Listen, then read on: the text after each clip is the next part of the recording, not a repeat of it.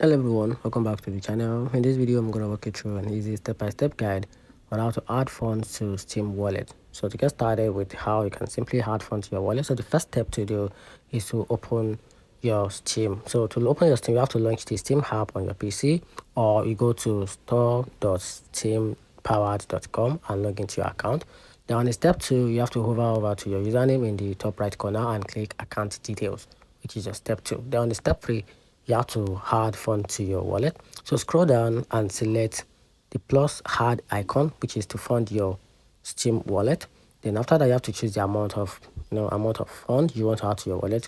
Add 50, 100, 200, 500, depends on your desired amount. Then after that, you have to select the payment method. So choose the payment method to fund your wallet. For you can use PayPal, you can also use card, you can use PayPal or any other supported payment method.